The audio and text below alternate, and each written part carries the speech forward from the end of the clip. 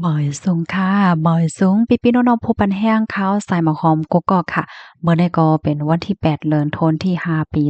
2025ในตอนรายการเฮาค่ะตอนได้เดียวเนาะพี่น้องค่ะมาถ่อมด้วยข่าวเงาเดี๋ยวมีอยู่3ตอนค่ะตอนที่1เนี่ยค่ะเนาะมีกวนใต้ก็หนึ่งถูกญาติยอบในข่าวดีตั้งปอตอนเก้งไห้ค่ะข่าวเที่ยงโหนึงค่ะอันนี้ก็เจ้าหน้าที่ภูมิพลพรเขากดทัดเสียงมนต์ซื่อฮบทบว่ามีรองจางสาวอ่อนอายุเหลือสิ18เพเนี่ยเนาะยก็แทงตอนหนึ่งในเจ้าหน้าที่เขาติ้งยอบเอาตั้งพิษแห่งการอันลักหลอมติ้งยอบหอยเนี่ยค่ะหอยอันพี่น้องค่ะหันอยู่ที่ในแค่พังในค่ะนะ1โตได้จังย่าใหม่ถึง40,000วาทเฮ็ดจังได๋ค่ะเข้ามาถ่อมด้วยโหย้อยยำมันเนาะอ่อนตั้งเปิ้นได้ก็เข้ามาถ่อมด้วยข่าวเงาโหในอ่อนตั้งค่ะ เนี่ยก็ตั้งฝ่ายเจ้าหน้าที่ภูมิพลพรเขาเนี่ยก็ไล่ตียอบโตหัวใจก้อนหนึ่งเป็นก้นใต้เนี่ยค่ะพ้นมาเมื่อวันที่4เดือนธันวาคมที่5ปี2025นั่นเจ้าหน้าที่ภูมิพลพรเขาที่เอิงปงพาจะเว้งแม่สายใจดอนเก้งไห้โคมป้าตั้งเจ้าหน้าที่หลายปานหลายฝ่ายค่ะเนาะก็ไล่ห้องกดทัดรถเคิงลำหนึ่งเหก้นหอนั้นแต่ก็จึงห้องว่านายแสงอายุไล36ปีเป็นก้นใต้มีวัย10ปีในออกมันใจในใดก็อยู่ไว้ดีเอิงโป่งพาค่ะกดทัดจ้อมตัวจ้อมชื่อเนี่ยก็ฮบทบหันยาเมากำ10เม็ดเนาะกำในไรตองไรถามเสียวก็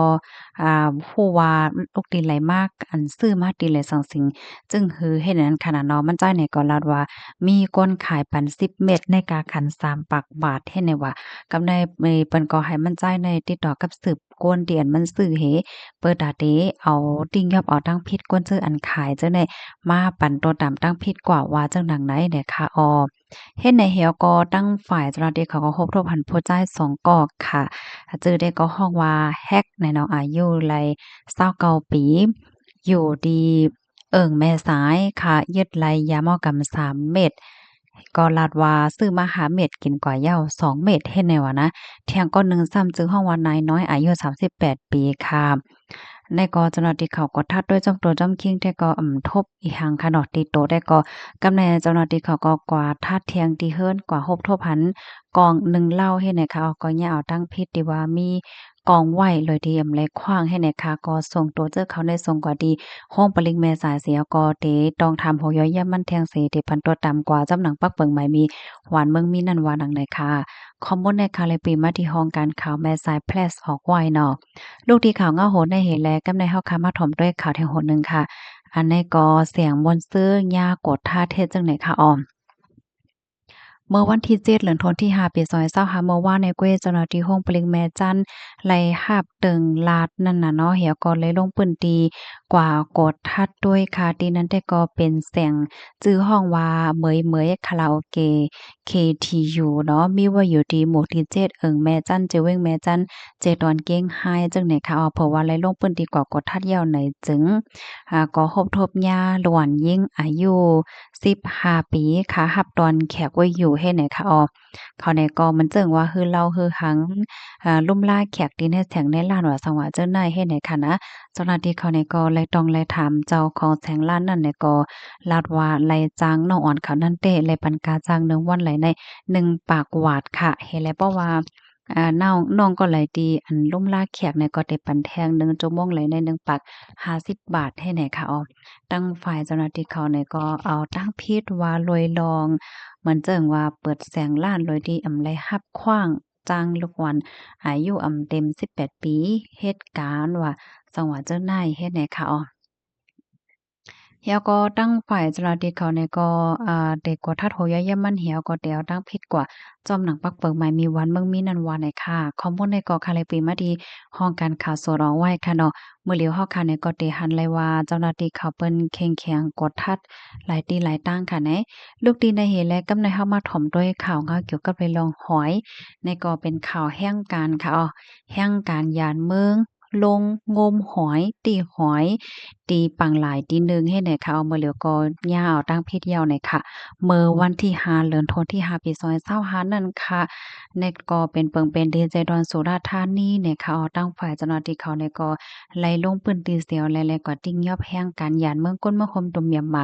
2กอกแล้วก็ครบถ้วนพันป้าหอยนั่นได้ก็เป็นหอยมือซื้อว่ะมีอยู่24โตว เนาะเลยฮู้ว่าค่าสองก้อนนั้นก็ลงกว่าที่ในนำปังหลายเสกว่างมหอยกว่าที่หอยไม้ยาวก็เตล้อมกว่าขายจึงนั้นอ้อเจ้าหน้าที่เขาเนี่ยก็จังแลเอาตัวเขาในส่งกว่าที่โคงปะเลก่อพักงานเปิดอาเดปันโดดตามกว่า เขาในแต่ก็เตจังเนี่ยเอาตั้งพิษเนี่ยค่ะเอาเกี่ยวกับเรื่องในเจ้าหน้าที่ภูมิปนพรในปื้นตีเขาในก็ลัดว่ามือกาก่อนป่นมานั่นสังเจ้าหนองว่าภายในเสมว่ากว่าลักหลอมติ้งยับหอยมาเนี่ยจึงเตจังย่าไหมเงิน1โตใน2ถึง30,000ก้อยกะว่ามื้อเหลียวในกาไหมมันก็เพิ่มเป็น40,000หอย1โตใน40,000ให้แน่นะก้อยกะว่าอันใดได้ก็เขาว่าแลบเดเซ็งหมอกันนานนั่นค่ะเนาะเตย่าไหมก็หือเต้ๆได้ก็เจ้าหน้าที่เขาเต เด็บตัดเถียงกำหนึ่งเฮ็ดไหนนะเฮียงเลยว่านั่นในหอยอันใดแน่มันเป็นหอยอันมีกามีขันหอยดีอันเปิ้นไข่แป้งซิมรักษาไว้นั่นน่ะเนาะหนังหือเตรียมมีก้นลักลอมติ้งยอบเฮกว่าคายว่าสงวนจังได๋เนี่ยก็เขาก็มีปักมีเปิงไว้เพราะว่าก็ติ้งยอบเนี่ยก็ติดสังยาเอาตั้งพิษเฮ็ดให้ค่ะอ้อม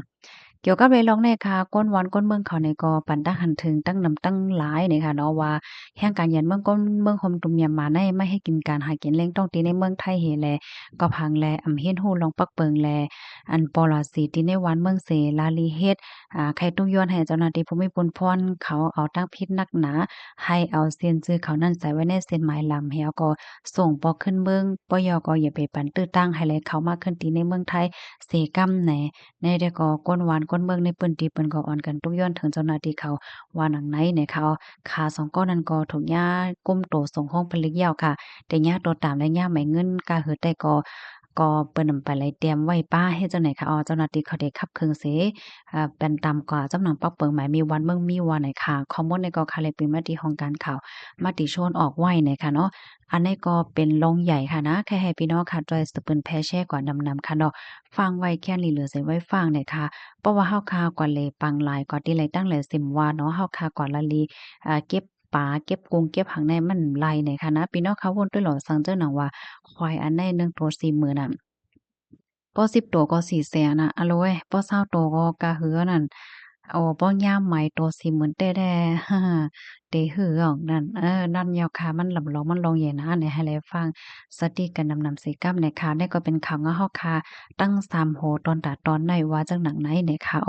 ในตอนในค่ะได้ขย้อนอบโอ้ตั้งพี่น้องเฮาค่ะอีกหนึ่งเนี่ยนะก็เลยหันพี่น้องค่ะหลายๆก็